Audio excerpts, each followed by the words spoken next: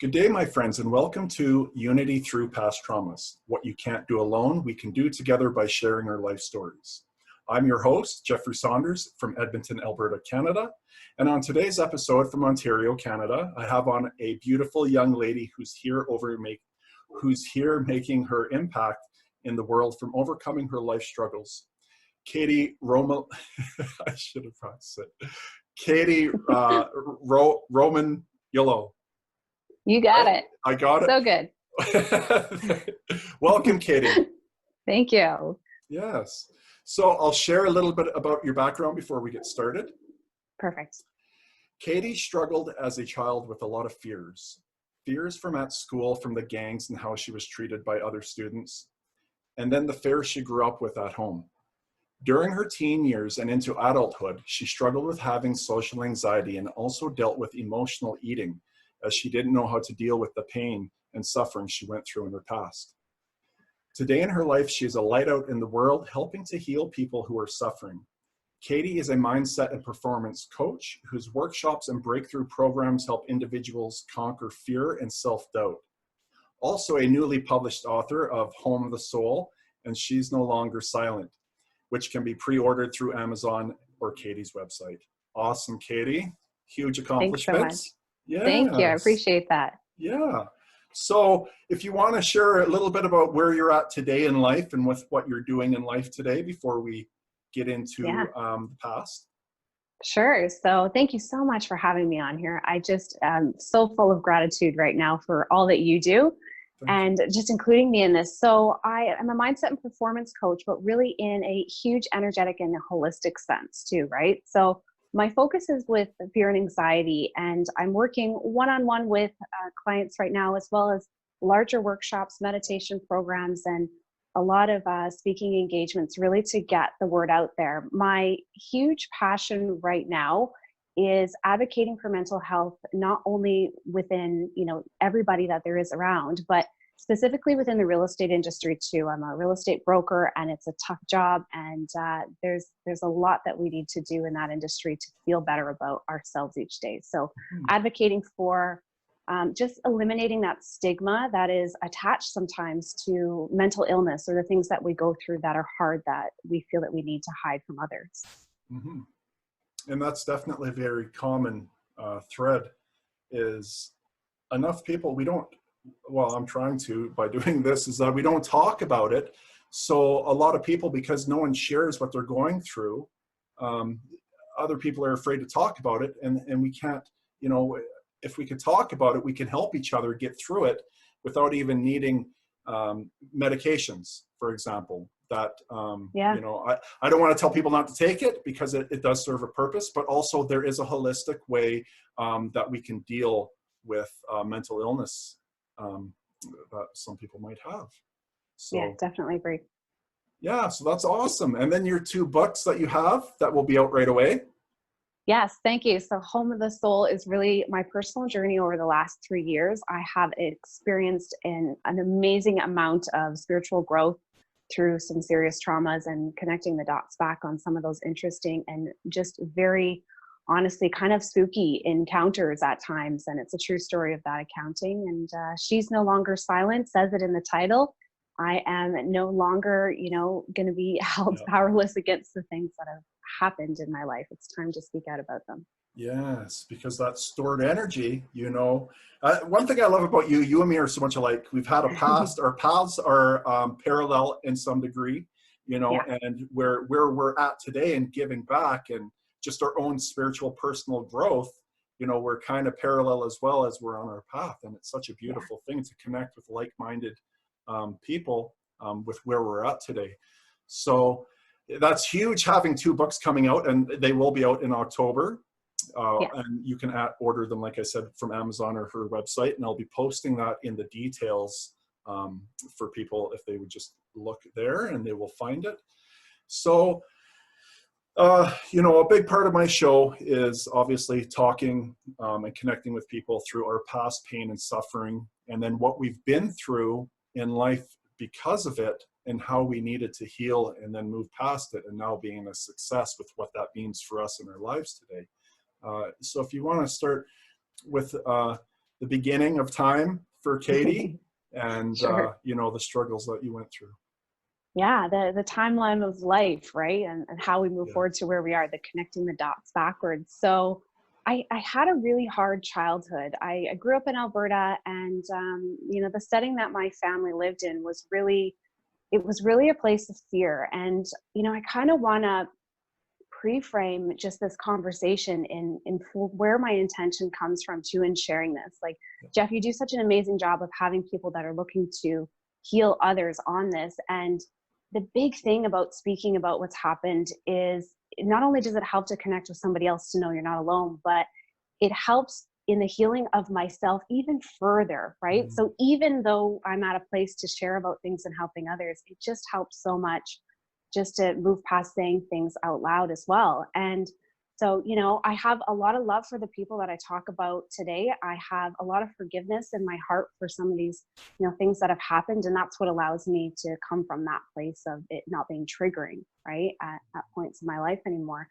So, you know, I grew up in a really low income neighborhood. There was a lot of crime, a lot of violence, a lot of drug abuse. And, you know, my family tried to do the best that they could at kind of keeping us out of that. But what happened was we had a very structured religious household. And from my experience of religion, it caused me to really fear um, being able to be myself. It caused me to fear saying anything that was outside of what I thought was expected of someone who, you know, lived with religion in their household. And having this kind of polarized, really dynamic and energy within the home of control and control by fear from many different aspects, religion being one of them. You know, my parents having their own past traumas that weren't dealt with, and them coming from a place of that's their modeling behavior because they didn't know any better, was really quite hard. As a child, you can't internalize and interpret what's going on until later on, right? Yeah. When everything is done. And I remember at, you know, at age 13, I'm in my bedroom, and, you know, I had my music turned up super loud because there was fighting going on in the household outside of my door. And this was not an unusual occurrence. There was some pretty big traumatic fights that happened. So I had kind of gotten used to it, and you turn up the music and you try and, you know, get away from it. And there's this loud bang on the door. And as I opened it up, you know, my mom says to me, "Let's go. Like, we're going, get your stuff now." And it was a very, very firm direction from her. And my mom is quite a soft personality. So it was alarming, the tone that came out of her Mhm. that day. Mhm. So I questioned nothing. I said nothing, and picked up what little stuff I had at the moment, and literally like pajama pants that I was wearing. And we laughed out the door. And I thought, okay, well, this has happened before. You know, we've been through this before. We're getting away from whatever is going on at the moment, and we're escaping out of fear. But you know, we always go back, right? Like Mhm. there's always apologies. There's always everything that happens after, and we're just getting away in the moment. And what I didn't realize was we weren't going back that day. That Mhm. was the last time I lived in my family household together, with my parents and my sister. And we essentially went into hiding for the next number of months. And the timing of that was summer holidays before high school. Okay. So I left my room that day with nothing, in my pajamas, in a state of fear, not understanding truly what was going on, afraid to ask any questions. And we never went back. Starting high school with nothing and having to be, you know, dropped off by another family member that we were staying with because my mom didn't even have a mode of transportation. We left Mhm. with what was on our backs that day. So from there, going to, you know, one of the worst rated high schools in Calgary as well. So you know, picked up out of this household, got away from that, and transported into a whole nother dynamic of pain and stress and worry and fear at that point in my life. And you know, everyone's got the cliques and things that happen in school and in the workplace, and how we tend to segregate ourselves, unfortunately, into groups. But, and you know, bullying, and we've connected on this before as well, that the experiences you've had with dealing with bullying and things like that, and it's all too common, unfortunately. But Yeah. for my experience in high school, it was to another level. So it wasn't about staying away from the bully. It was trying to avoid being in a gang. And when you entered school, it was like, figure out which group you're going to belong to, which, group essentially of, unfortunately, from my perspective, criminals in my experience, and gang activity. And in trying to avoid that, you also became a target, right? Because it was the whole, well, what do you think? Do you think you're better than us? Do you think that you really deserve to be on this high and mighty pedestal where you don't get to do the things that we feel we need to do to survive? And that caused a whole nother level of feeling like you had to survive in each moment of the day. So surviving what was going on at home, surviving what was going on at school, and feeling like I couldn't voice any of that to anyone, because in my childhood home, when you spoke up and you had an opposing opinion to something, there were repercussions. And it didn't matter if those opposing opinions were just your true feelings of how you felt in the moment, how something was interacting with you and making you feel, or a hard fact. It was, there was the pain of what was going to be the results of voicing that. So I really retreated into my own feelings without processing them at a very, very early on age in life. So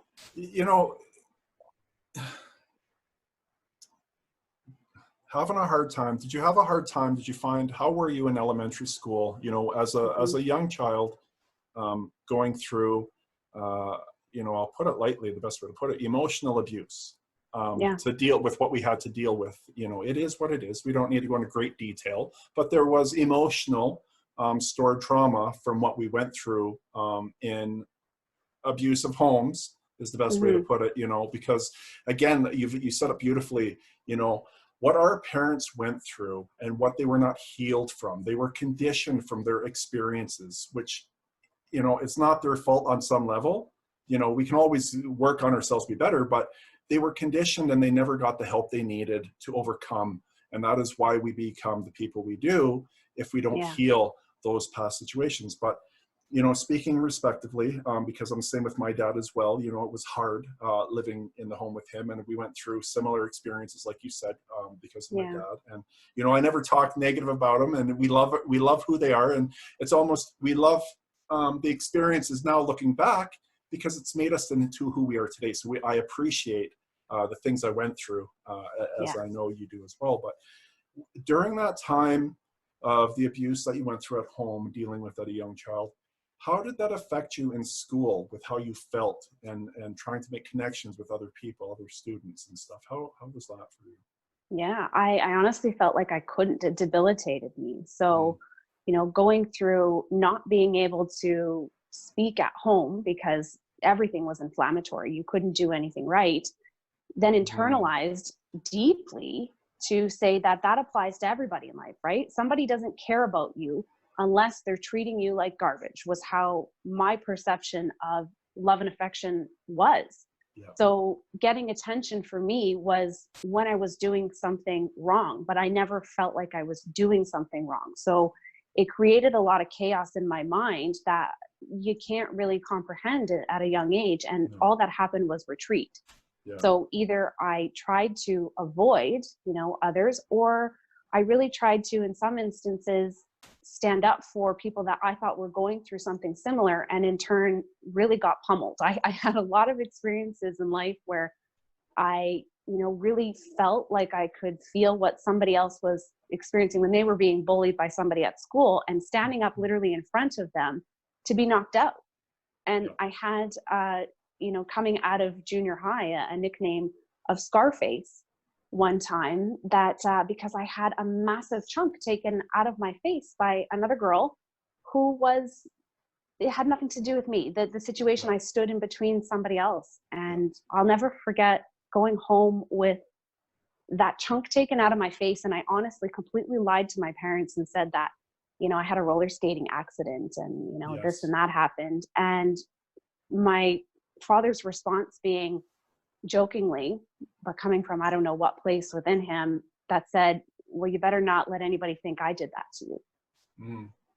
And it was an interesting thing that really stuck with me, because to have that worry come from, the back place of fear within him of, I don't know what, that he needed to process in that situation was distinctive, right? Fear in that situation of what others would think. Yes, Judgment was yes, constantly yes. there. A lot of fear they still live in if they haven't been healed. A lot of fear of Yeah. what people are going to think. Even Yeah. I'm sure sometimes if my dad watches, there might be some fear, and it's like, no, that's not what this message is for. That's not the intention. No, it's not the intention behind it. So how would you rate the self-worth and self-love you had for yourself as a young child? Yeah, very low. I had times, at 10 years old where I remember going to sleep and literally praying that I would not wake up in the morning. Because if religion, this is the one thing that this did for me with religion, and my perspective on it was that you couldn't take your own life. This is the repercussions that would happen if you took your own life. And as a child, I literally contemplated wishing that I could take my own life, but felt like I couldn't because of how I was raised with a religious aspect, but then also feeling like I wanted to take my own life because of my household and that religious aspect. Yeah. So it was a double-edged sword, and I felt like the only option I had was to pray that I would not wake up in the morning. Please just take me in my sleep, because that's what I truly want. I can't wake up another day and face how I feel each day. Yeah.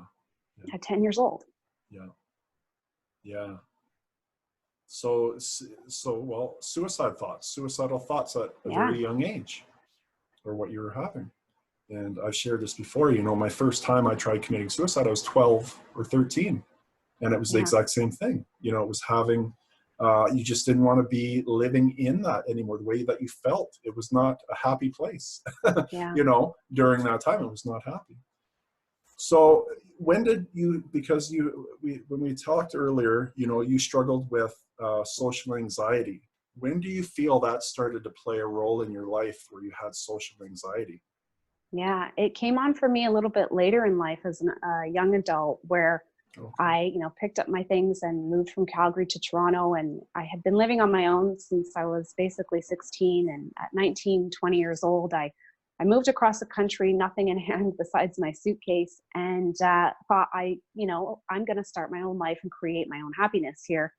And what I didn't realize was that I kept all of those old feelings that I hadn't processed, and all of that old hurt was still with me. I was just ignoring it. And that's when things really started to amplify for me. I became a real estate agent, something that I had wanted my entire life. I was really passionate about it. And all of a sudden in my job, where I had a good skill set and, good speaking skills and all those things, but something was blocking me from even being successful in my work, because I would sit there with, somebody else from the industry or another peer, or try to go to a networking event, and the debilitating amount of anxiety that I would have in those moments connecting with someone that would be my peer group or colleague really was like a jackhammer effect. I felt, dizzy and nauseous. I literally thought that you could see my entire body shaking because I was so incredibly nervous. And I tried to pretend that I wasn't and look like a professional. And hard to do. that, yeah. I know. And it had to come out at one point, right? Where I would do an appointment with a client and then literally get in my car and cry all the way home and tell nobody that I was experiencing any of that. So it came out more in my adult years, where peers all of a sudden were triggering, being able to be myself in a school setting or be at home. Interactions with others put me in a place of fear. And it was a rational fear in some senses, and there wasn't any real danger anymore, but I hadn't processed the danger. So therefore my body and my cellular energy was holding it. Yeah. No, most of my life, most of my life I suffered with anxiety and social anxiety. When I stopped personally for myself, when I stopped using drugs and went to treatment, then I didn't have the drugs I was used to having that took away my anxiety. And I didn't even know that I had it for most of my life until I was drug free, because I was running on drugs from the age of 15 up to 32. So I didn't realize I had it, but it was only this past summer I overcame social anxiety. And it's the same thing. It's because of the energy work that we do, and we know how to process the energy now, where we don't suffer and then we'll get into what you do in a bit. But you also suffered with emotional eating. So as a young child, again, with all that stored energy, not knowing how to process it, when did you start with the addiction to feel better through eating? Yeah. So it's, I gained, a good 50 pounds in my adult years very, very quickly, all of a sudden, when I thought it should be the best kind of time of my life. I was doing well financially. I had a great husband, a beautiful home, but I hadn't, like you said, processed anything yet. So for, my household back as a child, it really appeared that the only time that we were really not in chaos and not in fear and not in conflict was while we were eating. And it took a lot of self-discovery to even dissect that and to unpack that information to understand on a conscious level. But through having a space that the only time you felt like you were safe was while you were eating, heavily rooted into me. So, as an adult, I started in my early 20s, really just, if anything went well. So if I had, a moment where I had an appointment that I felt like I did well, I made a good income here, or it was a great day for whatever reason, it was a celebratory meal. And I didn't eat because I didn't feel good. And so that helped me to compound those feelings. I did it almost in reverse, where if I had a little glimmer of something being joyful in my life, let's amplify that feeling with food, because that's the only way I know how to sustain it. Right. And so eating became then all of a sudden the only way I could feel joy. When the moments started fleeting because I hadn't dealt with my issues in life and things were not all hunky-dory all the time, well, how do I get that feeling back? It's through having a meal. It's having another meal, right? And I started to really, really gain weight and living away from, so I live on the opposite side of the country to the rest of my family. I didn't have a huge, base of friends and support and tribe like I do now. So it kind of went unnoticed by people closest to me as well. Because when you see somebody, we didn't really do video chatting, 10 years ago. No. When you're talking on the phone to someone, they have no idea, right? That you're just, what's really going on. Yeah. And so, the one thing that tended to help lift that was starting to get some support and really reaching out and saying what's going on. I think the biggest catalyst to all of the events that have gone forward from here to allow myself to heal was, a few simple words that I said with so much shame and so much fear and so many tears. But it was just simply, I'm really struggling with anxiety. And saying that out loud, out of my mouth, to somebody that was honestly a stranger the first time I said it, somebody that I didn't know well, but for whatever reason, I felt safe with them for the first time to say those words. And that is a whole nother, really bringing it to light. Yeah. So how old were you when you, do you feel that when you started with the emotional eating? How old did you say? I was my early 20s. Oh, early 20s. Yeah. And do you feel it was all the stored from your past of the pain and suffering of what you went through, and you never healed it yet, and then that was finally something that you could find to give you peace within your mind for that duration of time when we eat? Yeah, 100%. It was an emotional fix, right? It was masking. I have a very addictive personality. I realized that early on in life, and tried my best to know that consciously and to really work hard to not be attracted to having to take something else, to, becoming an alcoholic or taking drugs, as so many people around me had become in their lives. And, I thought I was okay. And then not realizing how much food is really as harmful as any of the other substances and what it's really masking underneath. Yeah.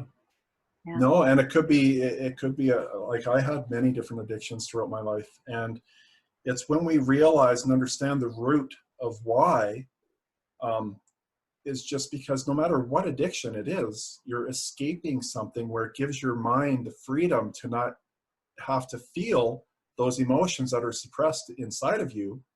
And then you find things to be focused on with the duration of the time to escape from it. Exactly.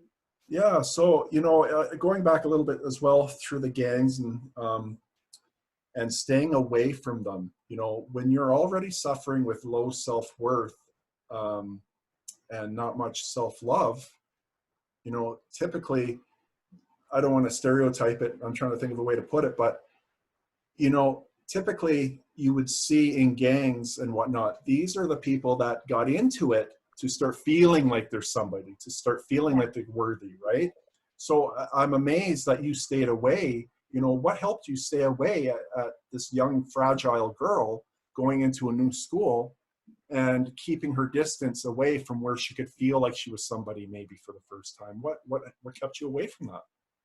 Yeah, I honestly truly believe as I look back that I had some very on point guiding lights in that showed up at the very right time. I really have, I've said this a million times over for people who know me well, that I've always been somebody that felt like something special was just around the corner for me. So things are, you know, going horribly, but I have this innate ability that I always thought something's got to give. There's some sort of big break. There's something happening. I can feel it, right? If I can Yes. just stay away for long enough, something's going to happen. And I think that the one clear thought that I always had was that something's going to change. Something's going to change allowed me to, you know, eat lunch in my car alone when I got my license the very day I turned old enough to get a driver's license, for the one purpose of eating in my car alone at lunch, Oh, being wow. able to drive away from the scene that was going on in school and sit alone in my car at lunch. And I became a master, honestly, at deception. And not that that's a good thing, but I think it was my coping, Yeah. where somebody would ask me, well, what did you do this weekend? Right. The cool thing is, what party did you go to? Who were you with? Who were you hanging out with? And my answer was always no one. My answer was, I did nothing. But in my head, you can't say those things because you'll become a target, right? You're not Yeah. one of us then. Yeah. So I became a master at, you know, making up friends that lived in and went to other schools, lived in other areas, and people that did not exist, places I was not, and really just being vague about my actions and pretending I was going to see somebody great on lunch and visit with them because I was so popular. I lied, honestly, quite a lot to get through avoidance. Yeah. Yeah. Manipulation? Yeah, my form, 100% of that. And it was, again, modeled to me within my family that this is kind of how you do life, right? Yeah. Because Yeah. I'm sure a lot of people back in the day would say, oh yeah, Jeff was good at manipulating. But I always did it in a fun way. It made me feel, because I was always a good person. I was never a bad person. But it's because we were shaped and conditioned a certain way to be. This is what we were exposed to at home. And then, you know, we're shaped and formed into this way. And then it takes us to really start doing the work to overcome it. And that's what we can get to now, you know, through all that you went through as a child and with the fears that you lived with. What did you start to do to transform your life, to get away from the emotional eating, you know, to start feeling worthiness and self-love? What were all the things that you started to do? Yeah, so I started to, as soon as I voiced something out loud, an amazing thing happened where resources started to show up. I had never actually looked to solve the problem because I didn't know what the problem was. And so therefore I didn't have resources.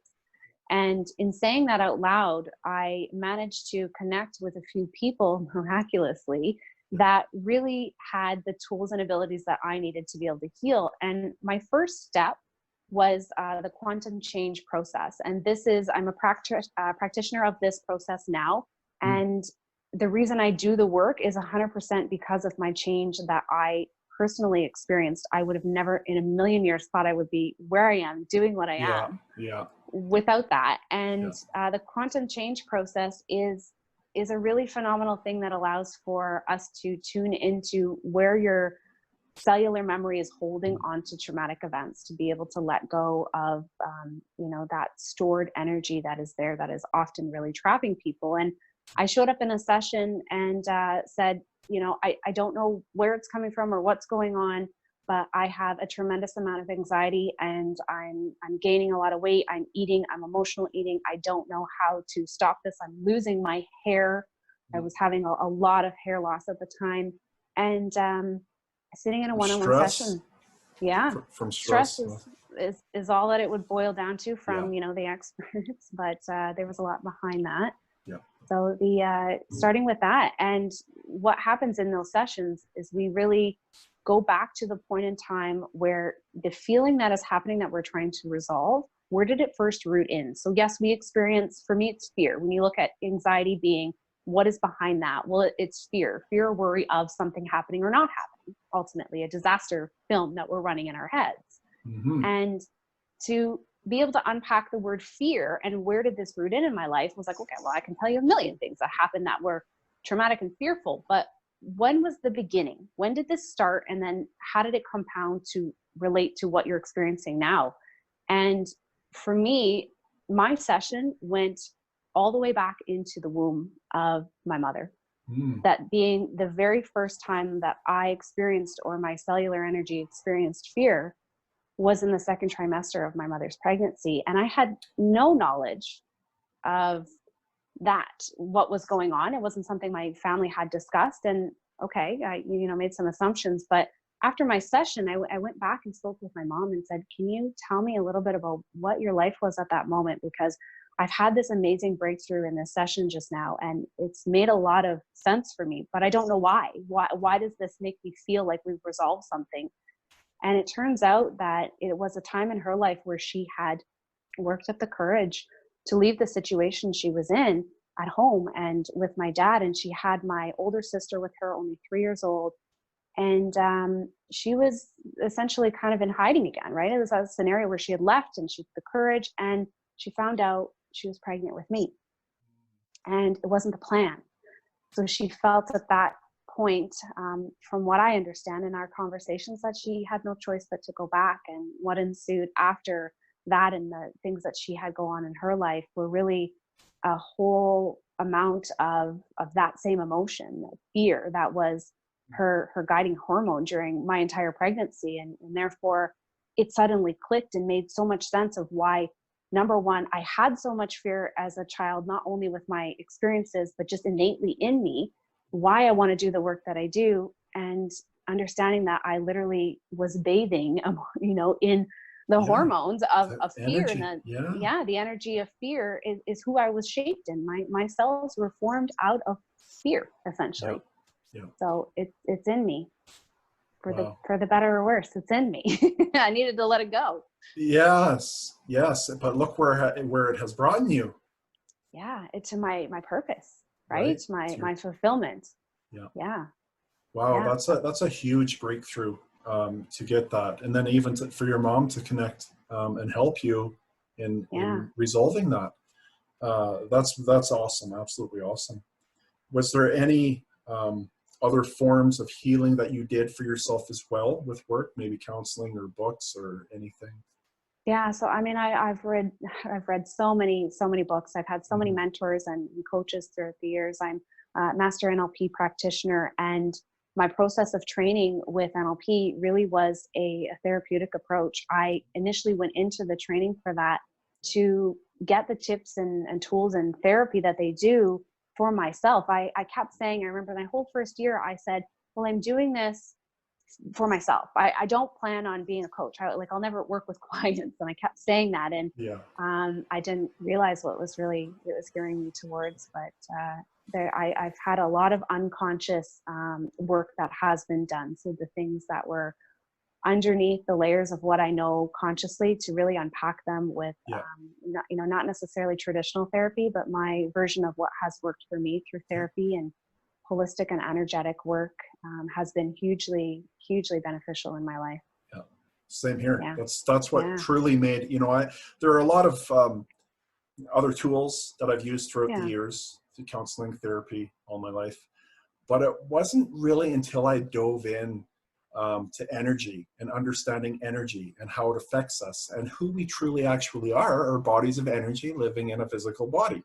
So when you start healing from within the source of who you are, that's where the life-changing things really happened for me as well in my life. And I get goosebumps. I love it. Because it's such it's amazing. It's so amazing when we've really tapped into who we are, and then growing above and beyond that to understand how we can truly heal ourselves in the way that we can. What is that? Sorry, was it NLP? What is that?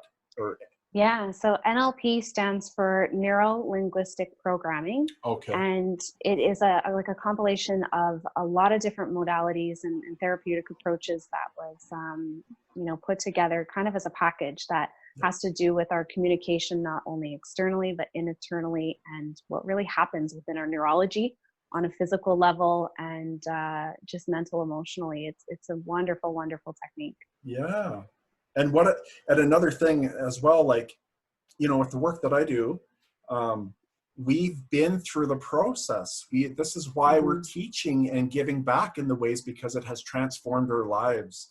And who would you not rather have than a coach or someone who is a therapist in whatever way they might be in modality? For them to have gone through the process themselves, it's changed their life, and now they're giving back the same way. And that's exactly what you and I are doing, Yeah, right? It's yeah, not, it's beautiful. I mean, it's beautiful for people who want to help other people, and they've taken the training, but it really hasn't affected their life because they didn't really need it for that.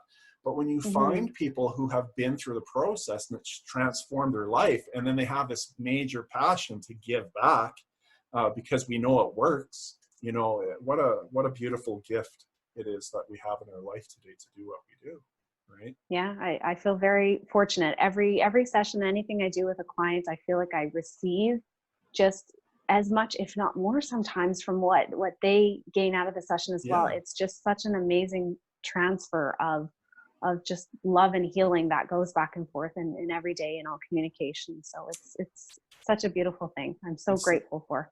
Yeah, because we're not doing it for the money part. Yes, we do need to live and survive, and we need money, but it's what we get back for the energy we get back from the clients that we have, and how we made an impact in their life today, how we helped change their life. And that feeling that we're getting back, that energy, there's no dollar price that could ever go Yeah, on what we get back in return for doing what we do, yeah, right? well said.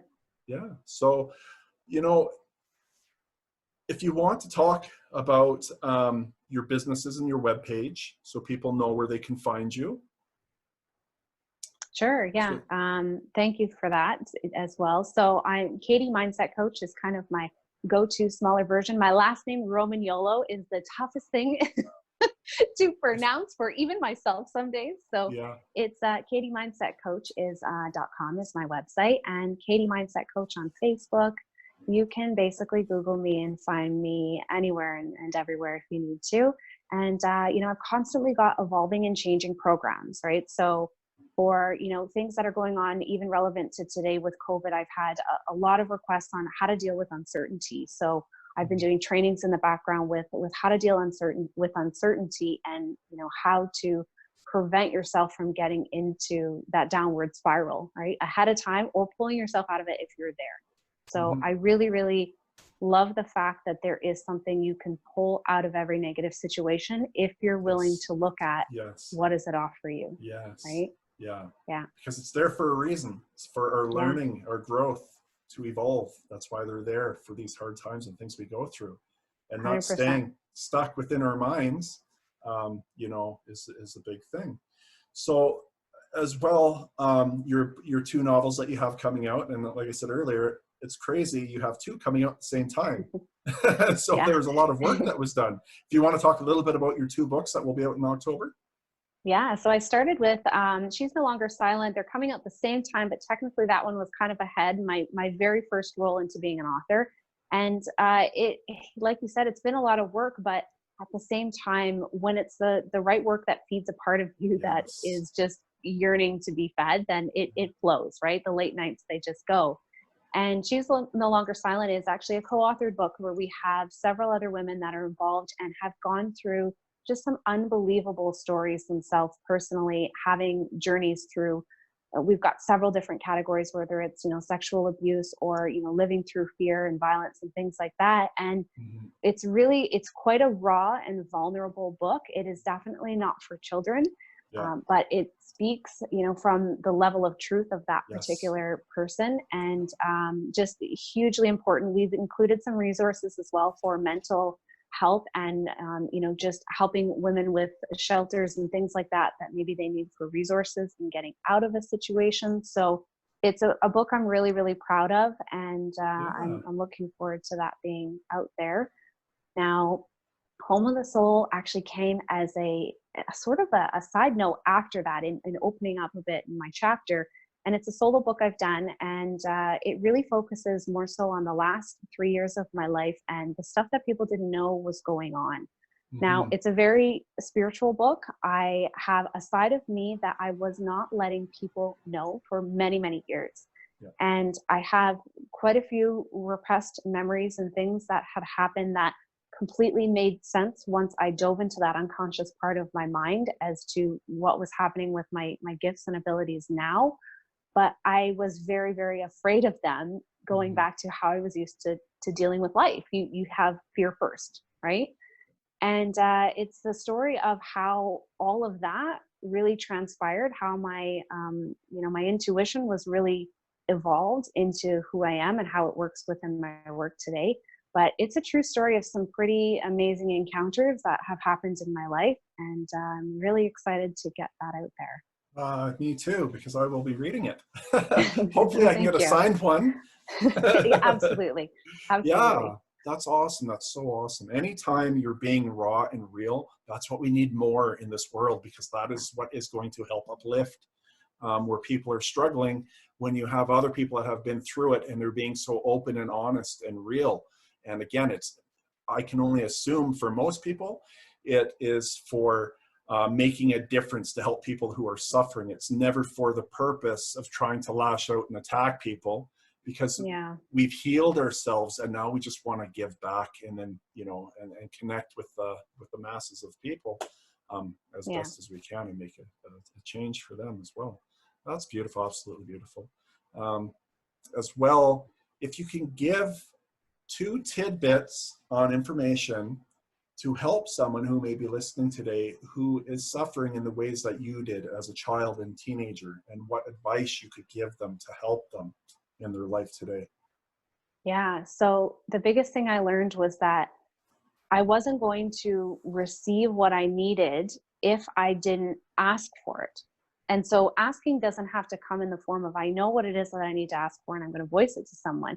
It's literally that indicator. It's energetically as well as verbal communication, but giving some sort of beacon of wanting something to be different is the biggest thing that made change in my life. So finding somebody, even if they're a stranger, because you feel safe that they're not going to go and connect with somebody else that you know, but saying and letting somebody know that what you're feeling, what is actually going on. If it's anxiety, the first time you voice that, there may be other feelings that really come about with it. And Mhm. just knowing that that is okay. We all go through this process in different and varying ways, right? So finding somebody that you can say out loud, I feel this way. And if you can't, find somebody yet, write it down with the intention of this information getting to somebody who can help you, right? Putting it out there that you need some help. And secondly, a huge, really simple thing that helped me in the moments where I'm having extreme panic. So I've dealt with panic attacks and not understanding what was going on, having serious heart palpitations happening. And what I would do is, so breathing is so important, right? When you think about when we go through a panic attack, if you've never experienced one before, it's a very, very shallow, very quick, very painful type breath where you feel like you're not in control of your body.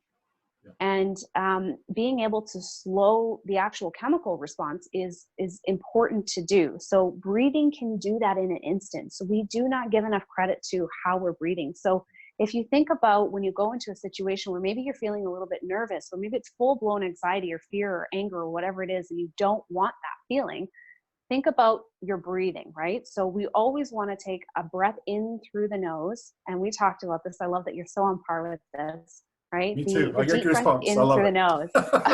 Yeah. It's Yes. synchronicity, right? We talked about this Yes. earlier. And Yes. just not only breathing in that slow, deep breath through the nose, but having the intention of what are you breathing in?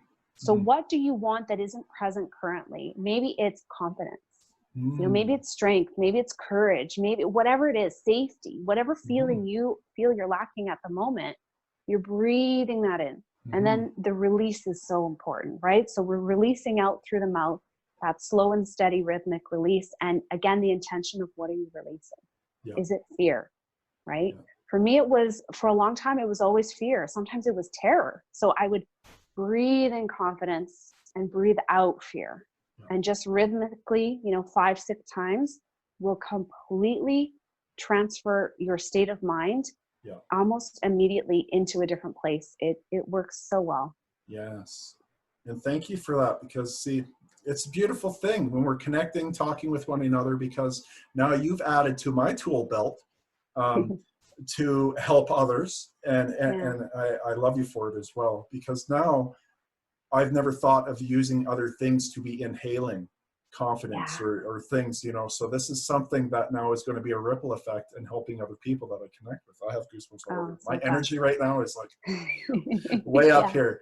Oh, thank you for that. Yes. You're welcome. And like you said as well, it's always just focusing on our breath to take us away from our mind, from where the energy is coming from that we don't know how to process. You said it. Yeah.